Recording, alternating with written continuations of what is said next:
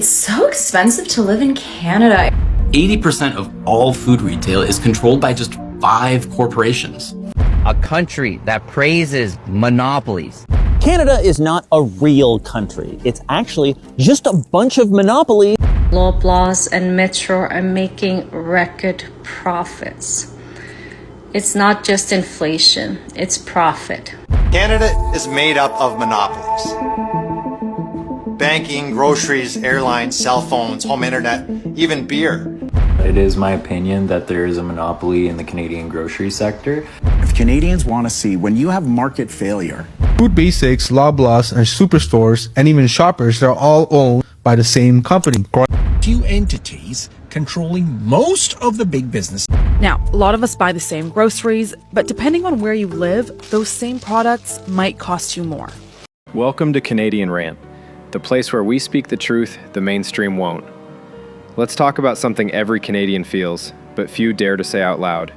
Canada is full of monopolies. From the food you eat, to the gas in your car, to the phone in your hand, a few powerful corporations control it all. Take groceries. Loblaw, Sobeys, Metro, and Costco dominate your food choices. They set the prices, they decide what's on the shelves, and they're all making record profits while Canadians struggle to afford basic groceries. At the pump, it's Shell, Esso, and Petro Canada. Prices rise in sync, and no one can explain why. Your phone bill? Controlled by the big three, Bell, Rogers, and Telus, some of the highest rates in the world and barely any competition. Try booking a flight. It's Air Canada and WestJet, charging sky-high fares for limited service. Even your electricity and internet are wrapped in the same web, a few companies holding millions of Canadians hostage to rising bills. This isn't a free market anymore. It's a corporate chokehold, and it's time we talk about it. So hit that subscribe button, because today we're breaking down how Canada's biggest monopolies are quietly draining the life out of working Canadians. One bill, one leader, and one receipt at a time. It's so expensive to live in Canada. I wonder if it's because of how far north we are, or how big it is, or that. Monopolies, it's because of monopolies and oligopolies. Loblaw's bread price fixing scandal was just the tippy top of the iceberg. Their profits have skyrocketed with the cost of living crisis, and as more and more Canadians have to choose between our internet bills, our gas, our food, and of course Taylor Swift tickets. But wait, what about the Competition Act? Shouldn't that make sure that this doesn't happen? Well, Canada right now is consulting the public, and that means you, to figure out how to fix this busted-ass piece of legislation that everybody's ignoring. So, you have two choices here. If you're feeling hardcore and you really want to cyberbully Trudeau, you can fill out the government survey, which I did. Or if you're feeling less hardcore but still pissed, you can sign the petition at I know Toronto is a great place to set your roots down and start a family. But the job market is not telling you that. And it's going to get worse. We are a country that praises monopolies. We as a people don't even support competition, right? We talk a big game, but we end up shopping at Walmart. How many big box stores are there? How many grocery chains are there? How many true grocery chains are there that are competing one another? Don't you find it weird that the price matching or the competitiveness in the price points of a lot of our daily essentials are pretty standard now? Or what about our telecommunications? Rogers, Bell, and Telus, right? They own the rest of them. Both the banks, the big 5, the big 6 banks, no competition there, right? How many industries are we going to allow these type of, or allow them to operate on a monopoly type of level until we're pretty much screwed? If you're not focusing on your money, I'm telling you this right now, in your personal life, it's going to creep up to you. Whether that be 5 years from now, whether it be right now, whether it be in your senior years, it's going to get to you. Food Basics, Loblaws, and superstores, and even Shoppers, they're all owned by the same company. Growing up, my mom used to do the price matching. I don't know if you guys ever did that. Yeah, the coupon clipping. Not even the coupon you clipping. bring the flyer, you bring the flyer. Yeah. She used to walk around with a Food Basics flyer. She used to go to Loblaws. She used to tell Loblaws, hey, it's cheaper at Food Basics. Yeah. Give it to me cheaper. I thought the cashier would call the manager, call someone, but no, cashier's like, okay, boom. No argument, no nothing. Food Basics, Loblaws, and superstores, and even Shoppers, they're all owned by the same company. So of course, the guy's not going to complain because the money's still going to the pockets. Who cares if he's losing a couple dollars here, a couple dollars here? It's still going to the same pocket. It's very smart if you think about it. He's just bringing everyone to the same place. At the end of the day, he's getting richer, right? He covered every income level.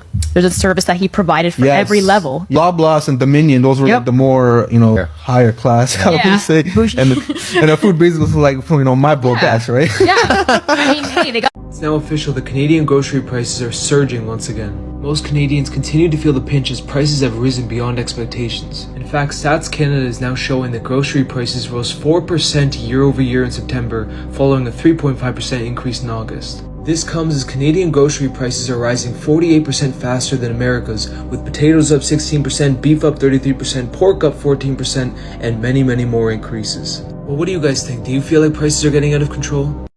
Why do Canada's wealthiest grocers continue to make big bucks? On this year's Maclean's Rich List, 2 of the wealthiest families in Canada make their money by owning grocery stores. There's the Weston family, including Galen, who you've probably seen in ads. We can't forget the Sobeys family. Yep, that store is named after them. Over the last 4 years, food prices have gone from stable to stratospheric. In May, a group of protesters launched a boycott of Loblaw-owned stores. While the gesture garnered lots of media attention, it failed to make a dent in Loblaw's sales or share price. What it did do, however, was put pressure on Loblaw to sign on to Canada's Grocery Code of Conduct, expected to be implemented next year. Yet the code is unlikely to affect a big corporation's bottom line, as their revenues are diversified to include things like real estate, financial services, and pharmacies. Canada is not a real country. It's actually just a bunch of monopolies in a trench coat. Except instead of kids trying to sneak into a movie, they're more like a gaggle of dementors trying to suck us all dry. At least that's how it feels whenever you have to buy groceries, pay your phone bill, pay your internet bill, watch TV, listen to music, need new glasses, take your pet to the vet, get on a plane, read a book, watch a movie, go to a concert, shop for literally anything online. Monopolies have gotten so bad, they've even taken over our favorite game, watching the Leafs lose. Because instead of the normal, healthy kind of competition, where companies need to keep quality high and prices low, Canada has, well, this. An economy run by a shrinking number of massive companies who abuse their power to shut down competition, rig prices, and get even richer off of your hard work. Canada's monopoly problem has lowered our productivity, prevented us from innovating like our neighbors to the south, eroded our democracy, and it might just end up cooking the planet. The good news is that some really smart people have been thinking about this, and it turns out that better competition policy might just be the fastest and easiest way to make life better for Canadian consumers, workers, businesses, and citizens. Everyone but Galen Weston Jr. Hi, I'm Aaron Hagee McKay, and welcome to The Goose. The cost of food in Canada is too damn high. Take a look at this. From 2020 to 2024, prices rose by over 25%. 1 out of 4 Canadians can't afford enough food, and among Black and Indigenous peoples, that rises to 40%. According to some polls, Canadians are most worried not about the price of housing or gas, but about groceries. Here's why. 80% of all food retail is controlled by just 5 corporations. That's an oligopoly. They fix prices. They price gouge under the cover of inflation. And in remote areas, they engage in full-scale extortion. Meanwhile, what has the Canadian government done to lower prices? They've tried asking corporations nicely. I am pleased to have seen the constructive tone of the discussion. Good luck with that. They've also tried inviting foreign multinationals into Canada. I'm starting to make calls to some CEOs around the world and say, hey, have you looked at Canada lately? Here's the issue.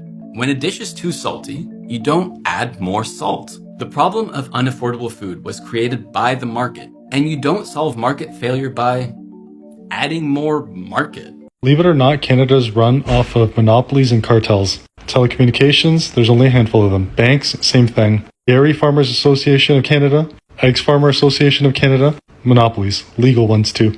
Canada actually allows legal monopolies in Canada. They determine the price and the profits that are made on those products. It is not perfect competition unlike the US. chicken, fruit, vegetable, like you name it, there's either a monopoly or a cartel. Don't get me wrong, I'm not hating on any of the farmers, any of these hardworking folks, but that's where the majority of the cost is actually determined. This is all factually true. You can look all this stuff up. And what happens is when you don't have competition, there's a concept in economics called perfect competition. Whereas in the US, there might be 5,000 banks. There will be thousands of chicken farmers. All aren't a part of a single cartel or a monopoly. That's why a massive piece of chicken breast in Buffalo will literally cost 75% cheaper than what it would in Canada. And unfortunately, no politician will talk about it, no one will fix it, no one will do anything about it. And as a result, that's why prices will always stay high. Feel free to fact check me on anything I said, because I know I'm not wrong. Canada is made up of monopolies. Banking, groceries, airlines, cell phones, home internet, even beer. Across almost every sector and industry, monopolies and oligopolies reign supreme. And there are a few winners and many losers when there's less competition. Lower investment, lower productivity, fewer startups, higher prices, worse service, lower wages, and more wealth inequality. More monopolies means that Canadians pay the highest fees in the world for less. For Canadian cellular phone plans, out of 64 countries of 128 telecommunication carriers, Rogers, Telus, and Bell are number 1, number 2, and number 3 for priciest carriers in the world. 3 times as expensive as Australia, twice as expensive as the US and Europe. What's worse? Most Canadians have no idea. If you pick a brand like Fido, Kudo, or Virgin, they are all brands owned by the top 3. 2 airlines in Canada control over 80% of all the business. The largest, Air Canada, just got ranked dead last in on-time flights and ranking of North America Airlines. 6 Canadian banks own 87% of all the Canadian mortgages. But with the government approving the merger of the number 1 bank, RBC, buying the number 7 bank, HSBC, it is now 6 banks controlling 90% of all the mortgages. 5 grocery stores, 3 Canadian, 2 American, control over 87% of grocery stores in Canada. And it's not just the grocery stores. Those same companies control the food wholesale market, dictating what products go on the supermarket shelf and what prices the stores have to charge. Home internet isn't any better than cell phones, with the only alternative, low-orbit satellite, fully controlled by another monopoly, the American-owned Starlink. In Canada, you can't get more Canadian than beer, but just 2 beer companies, neither of them Canadian-owned, control over 85% of all beer sales in Canada, with even some provinces actually giving monopolists total control on the distribution and sale of alcohol. It doesn't matter how you look at it, competition is dying in Canada. The Globe and Mail stated, "The state of competition in Canada is easily summarized in a few words: lackluster and getting worse." The Economist stated, "Canada has forgotten how to compete." And economists have stated that the result has been an economy that without competition is not even a capitalist economy anymore. And there is one simple fact. The federal government has done little to prevent this concentration, and in fact has done much to encourage it. Canada has a monopoly problem.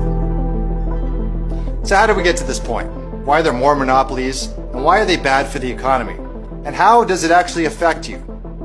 We did not get to this point by accident. We actually got here by design. Canada has a long history with monopolies. In fact, we can trace it all the way back to 1670 and our original monopoly, the Hudson Bay Trading Company. Fast forward to the late 1800s, critical markets across Canada and the United States were being dominated by trusts, single giant companies owning 90% or more of markets like oil, steel, railways, and the banking industry. In 1889, it was Canada that passed the world's first antitrust legislation to protect competition in markets by breaking up trusts and monopolies. The US followed suit with their act called the Sherman Act, which banned monopolies and broke up anti-competitive trusts. With privately owned trusts and monopolies mostly broken up in Canada, monopolies did begin to reappear in the form of government. Crown corporations, government-controlled Canadian National Railways, the Canadian Broadcasting Corporation, Air Canada, Petro-Canada, and Via Rail. These government-owned monopolies lorded over Canada until the 1980s, when the American stance on monopolies shifted towards deregulation, a stance which Canada soon followed. Crown corporations were privatized and their markets deregulated. But Canada still didn't get it right. In fact, it got worse. Our laws concerning monopolies and competition were rewritten into the Competition Act, which by design actually encouraged big players to dominate their markets and allow efficiency of the company to operate to trump competition concerns, prices, or the well-being of the consumer. 12 years ago, I met my Canadian husband and started traveling back and forth to Canada. I remember how affordable grocery shopping felt here compared to home, which was Denmark at the time. It was one of those little things that made Canada feel so accessible. It's no longer the case. Today, grocery prices in Canada are out of control. I understand that we're in a big country with long winters and complicated infrastructure. Transporting fresh food across provinces isn't easy or cheap. But here's what doesn't sit right with me. While families struggle to afford basics like milk, eggs, and vegetables, grocery giants like Loblaw and Metro are making record profits. It's not just inflation, it's profit. And in other countries like Denmark, governments step in. They regulate prices, encourage real competition, and protect consumers. In Canada, we let 5 companies dominate 80% of the market, while everyday people are just told to budget harder. Food is a basic right, not a luxury. We need our government to stop turning a blind eye. It's time for action. Tax corporate windfalls, break up monopolies, and protect Canadians from greedflation. Enough is enough. I'll acknowledge that it is my opinion that there is a monopoly in the Canadian grocery sector, but it's also the opinion of the Competition Bureau of Canada. I'm on the Government of Canada website, and they even say Canada needs more grocery competition. Because it does look like there's a lot of competition, but it all gets traced back to like 3 big companies, right? And I also understand that technically, if you want to split hairs about it, a monopoly is 100% ownership in some sort of service or good. Now, if we were at that point where there was 100%, we'd be fucked. But most people agree that it's about 25%. And again, according to the government as well, Loblaw has a 29% market share. Sobeys is pretty close, and Metro is the smallest. But you add up all 3, that's more than half.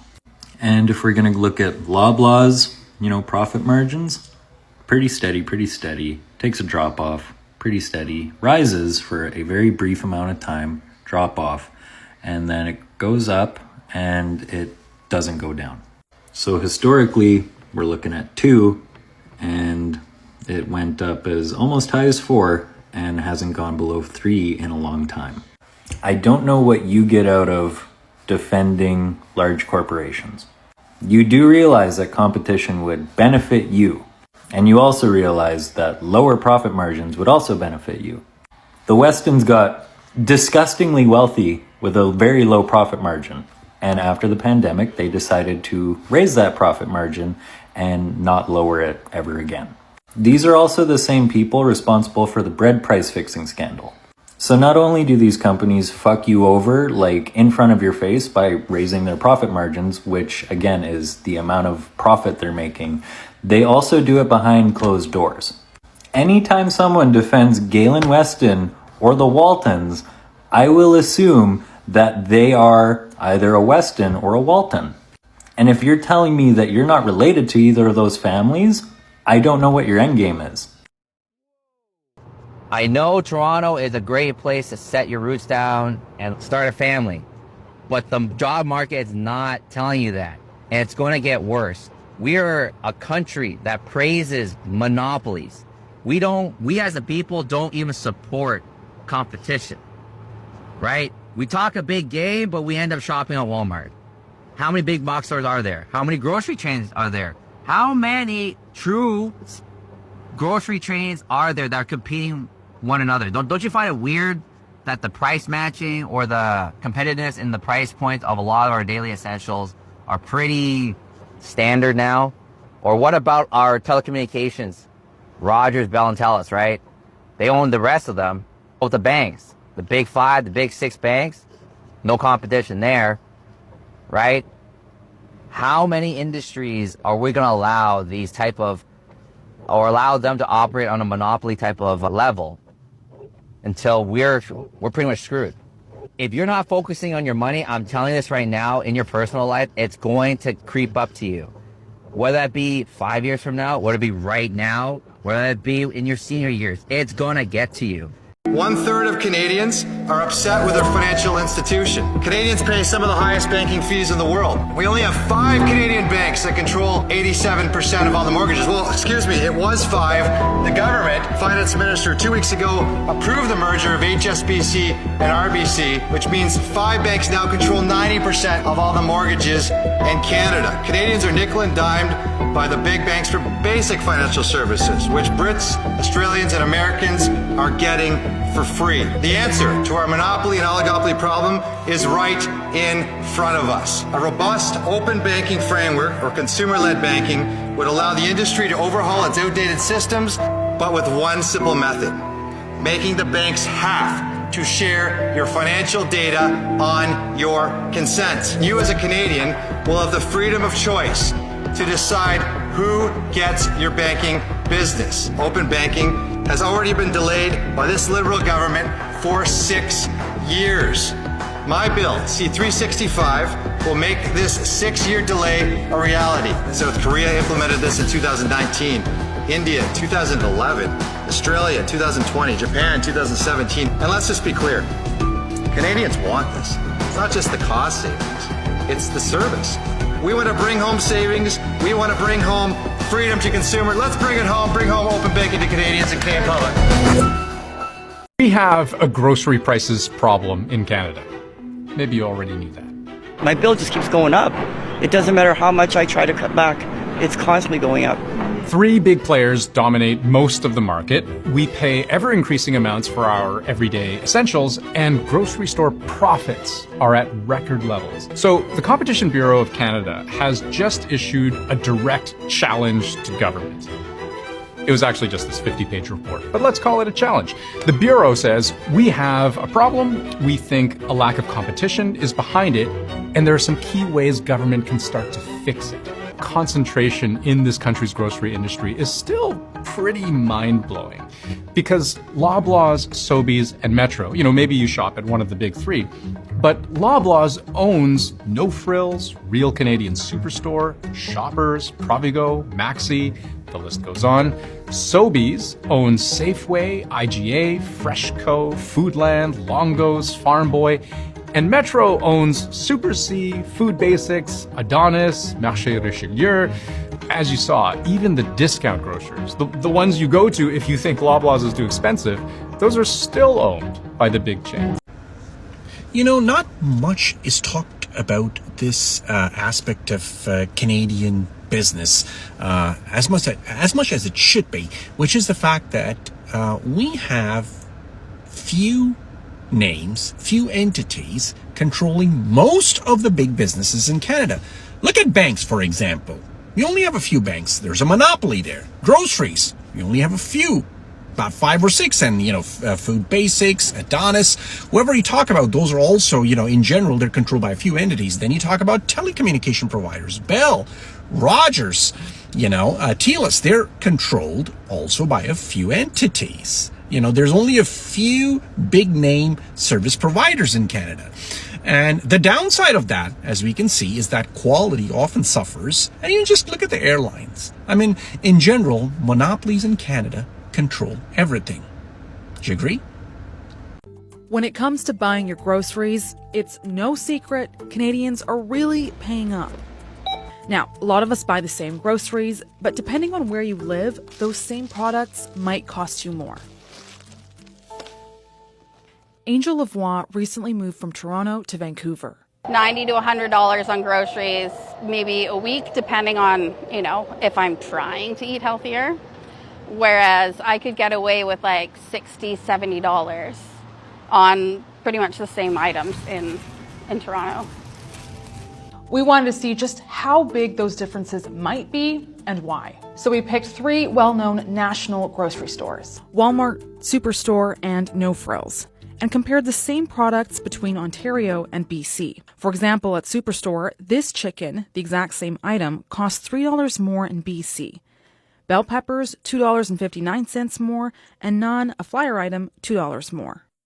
At No Frills, this chicken costs $1 more in BC, Granny Smith apples cost $2 more, and Silk beverages just 10 cents more. We even took a shopping trip to Walmart to compare the costs. I shopped here in Vancouver, and my colleague... Hi, I'm Ashley. I'm here in Toronto at Walmart. So the grand total for everything, $76.80. We bought the same 16 items, and I ended up paying about $7 more in BC. Now, of course, not every product is pricier in BC. This milk was cheaper here, and many items also cost the same, like the cereal and these brownies. But why do some products cost more? Well, here are some factors. Walmart says different market conditions impact prices, including costs to bring products to Canada. Loblaw's echoes transportation, and overall costs to run the store are other factors. Let's unpack it a bit more, starting with distribution costs. You can think about the West as being just a smaller number of people spread across a larger amount of space than Ontario. Then it's going to be more costly to be getting things into those stores. For example, Ontario has more Walmarts per capita than BC. Experts say the more stores there are, the lower distribution costs companies have to pay, and the more you could save. Plus, costs to clean, package, and store products can also be higher in different places. And competition is another big factor. Experts say in bigger markets, stores really have to compete to bring in customers, so you could see lower prices or flash sales more often. Prices also depend on how much stores pay for products themselves.